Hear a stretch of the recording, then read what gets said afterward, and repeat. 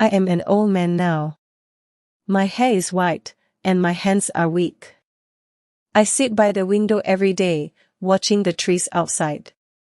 The wind moves the leaves softly, and I remember my past. Memories come like waves, some make me smile, and some make me cry. I had a wife. Her name was Sarah. She was kind and beautiful, with a warm smile that made every day brighter. We had 3 children, 2 boys and a girl. I worked hard every day to give them a good life. I wanted them to have what I never did. Sarah cared for the house, cooked meals, and helped the children with their schoolwork. Our home was full of laughter and love. Years passed, and the children grew up. They went to school, made friends, and started spending less time with us. I understood they needed to explore the world, but it still made me sad. Sarah would always tell me, they will come back. They love us. I believed her. One day, Sarah became sick. She stayed in bed for many weeks. I took care of her, cooked for her, and sat by her side. I told her stories to make her laugh, but she was too weak. She looked at me and said, "Take care of the children. They need you." One night, she closed her eyes and never opened them again. My heart broke into pieces. The house became quiet and lonely. I hoped my children would stay with me and feel the silence, but they were busy with their own lives. They came to visit less and less. One day, they sat with me and said, "You cannot stay alone. It's better for you to live in a home for old people." I wanted to say no, but I saw no other choice. My heart hurt, but I nodded and went with them. Now, I sit here alone. The days are long, and the nights are cold. I think of Sarah and the life we had together. I ask myself, did I fail as a father? Did I do something wrong? But there are no answers, only silence. This place is called the Golden Years home. It is clean and quiet. There are other old people here, sitting in their chairs, lost in their thoughts. Some of them talk to me, but most of the time, I sit alone. The nurses are kind, but they are busy. They bring me food, give me medicine, and sometimes smile at me. Every morning, I wake up early. I sit by the window and watch the sunrise. The light paints the sky with colors, and for a moment, I feel peace. Then the day begins, and I feel the emptiness again. I think of my children. Where are they? Are they happy? Do they think of me? I remember the times I carried them on my shoulders. We went to the park, played games, and laughed. I worked long hours to buy them new clothes and toys. I taught them to ride their bikes and helped them with their homework. My hands were tired, but my heart was full. They were my pride, my joy, my everything. But now, they are far away.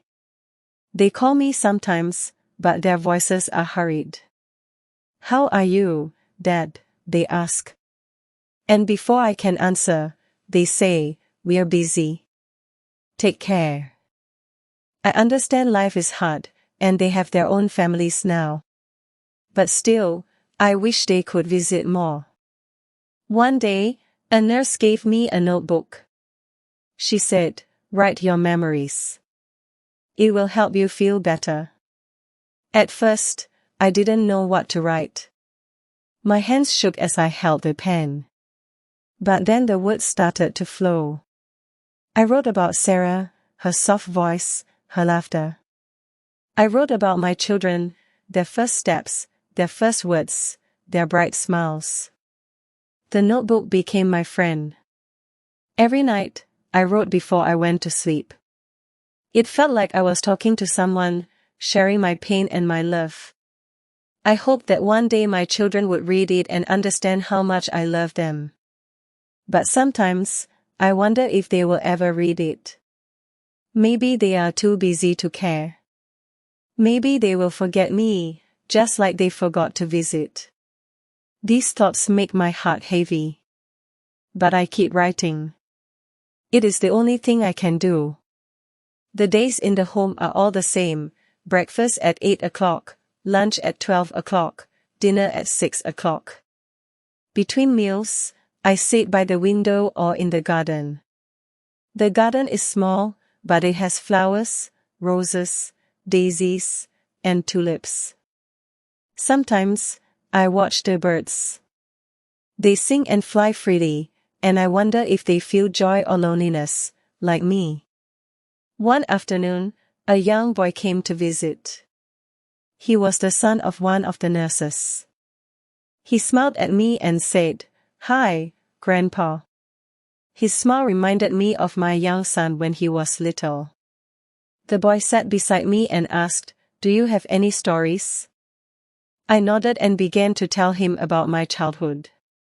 I told him about the village where I grew up, green fields, tall trees, and a clear river where we used to swim.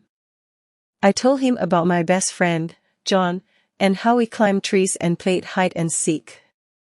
As I spoke, the boy's eyes grew wide with excitement. For a moment, I felt alive again, sharing my memories with someone who listened.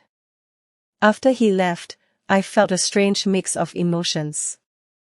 I was happy to talk to him, but it also reminded me of my family. I wondered if my grandchildren knew about me. Do they know how much I miss them? Do they know how much I want to hold them and tell them stories too? I asked the nurse if I could call my eldest son. She handed me the phone, and I dialed his number with shaking hands. He answered after a few rings. "Hello, Dad," he said, his voice distant. I told him I miss him and wanted to see him. "I'll try to visit soon," he replied, but the words felt empty, like a promise he didn't mean to keep. That night, I couldn't sleep. I stared at the ceiling, thinking of Sarah. She would have known what to do. She always brought the family together, made the house warm and full of love.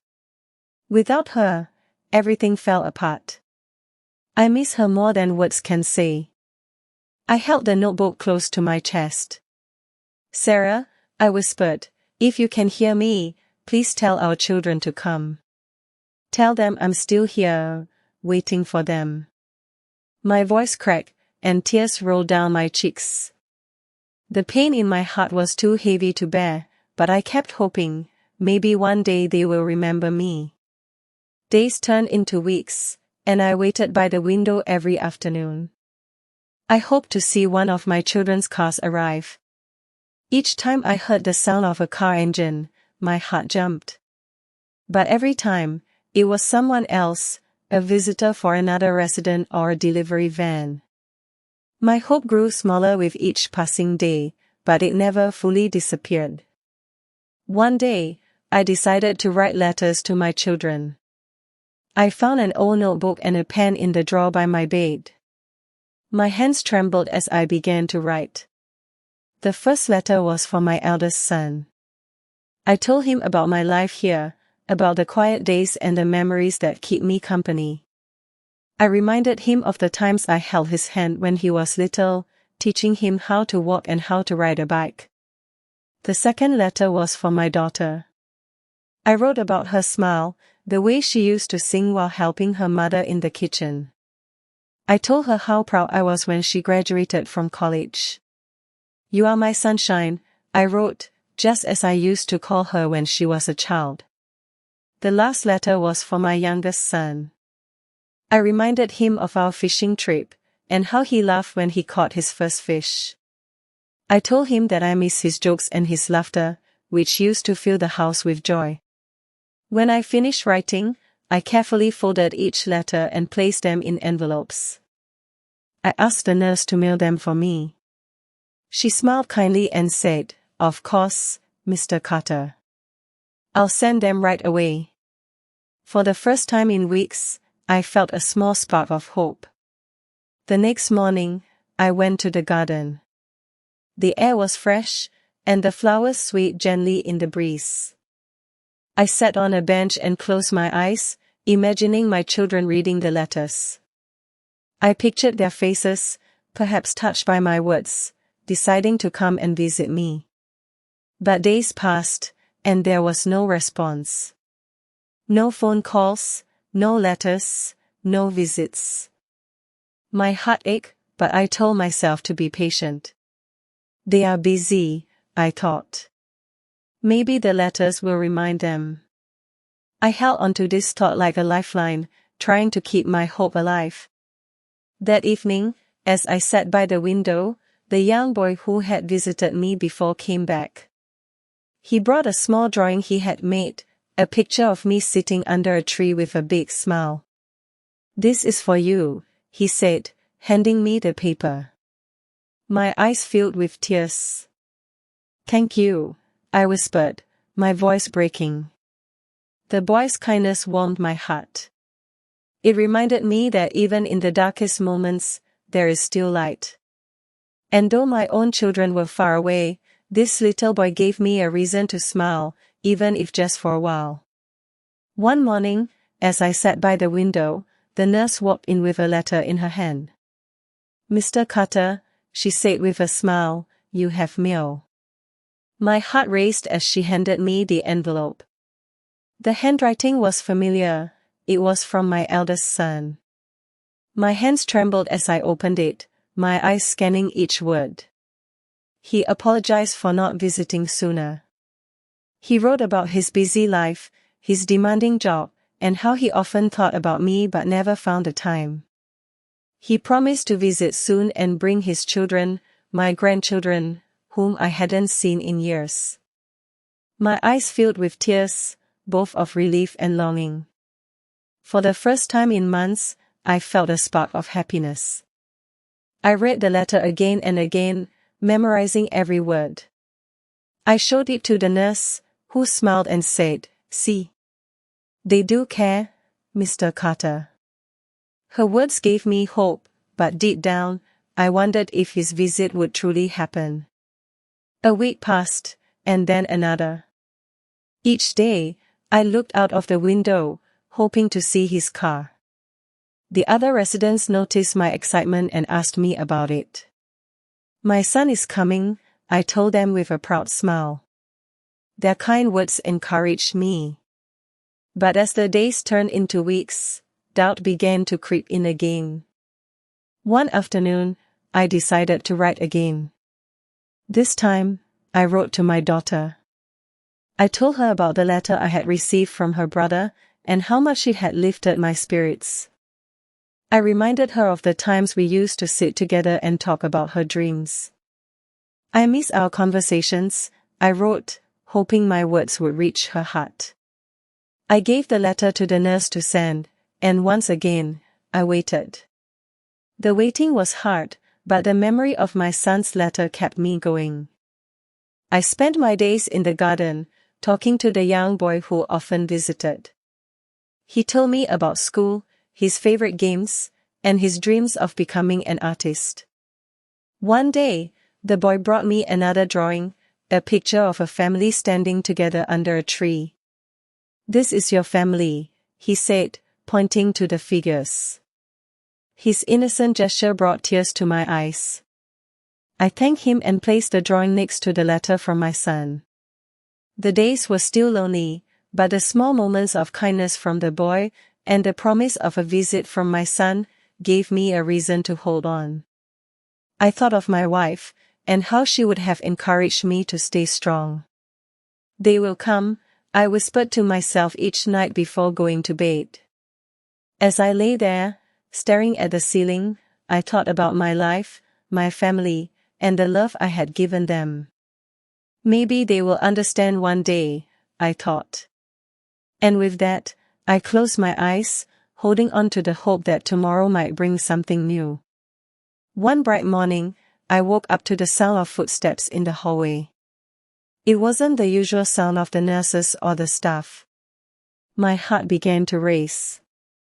I sat up in my bed, listening carefully. Could it be him? Could it be my son? The door opened slowly, and there he was, my eldest son. Standing tall, but looking hesitant. Behind him were two little children holding his hands. My eyes filled with tears, and for a moment, I couldn't speak. He walked closer, his face a mix of guilt and warmth. "Daddy," he said softly, "I'm here." I opened my arms, and he leaned down to hug me. It was the first time in years that I had felt his embrace. His children, my grandchildren, smiled shyly at me. "These are Emma and Liam," he said, introducing them. "They've been excited to meet you." I looked at the children and smiled. "Hello Emma, hello Liam," I said. They giggled and handed me drawings they had made. One was a picture of a house with a garden, and the other was of an old man smiling. "This is you, Grandpa," Liam said proudly. The room suddenly felt alive with their presence. My son sat beside me, and we talked for hours. He told me about his work, his family, and how much he missed the old days. I listened, cherishing every word. I told him about the home, the kindnesses, and the little boy who often visited me. Before they left, my son promised to come again soon. "This time, I mean it, Dad," he said firmly. His words filled me with hope. I watched as they walked out the door, feeling a mix of joy and sadness. The visit was brief, but it meant everything to me. A few days later, my daughter came to see me. She had received my letter and decided to visit. She hugged me tightly, and we spent hours talking about her life, her struggles, and her dreams. She apologized for staying away so long and promised to visit more often. For the first time in years, I felt surrounded by love. My children were finally beginning to understand. They saw me not as a burden, but as a father who had given them everything he could. Their visits became more frequent, and the emptiness in my heart began to fade. The young boy in the home continued to visit me, bringing his cheerful stories and drawings. One day, he said, "You look happier now, Mr. Carter." I smiled and nodded. "Yes, I am," I replied. As the days turned into months, I realized that life was not about how much you give, but about the moments you share with those you love. My heart, once heavy with loneliness, was now filled with gratitude. I still miss my wife deeply, but I knew she would be proud. Her love had taught me to keep going, even in the hardest times. And now, as I sat in the garden with my children and grandchildren by my side, I felt at peace. Enjoyed the story? Subscribe now for more heart-touching English stories that improve your language naturally. Learn new words, phrases, and expressions effortlessly through storytelling. Don't forget to hit the bell icon so you never miss a new episode. Your English journey starts here, one story at a time.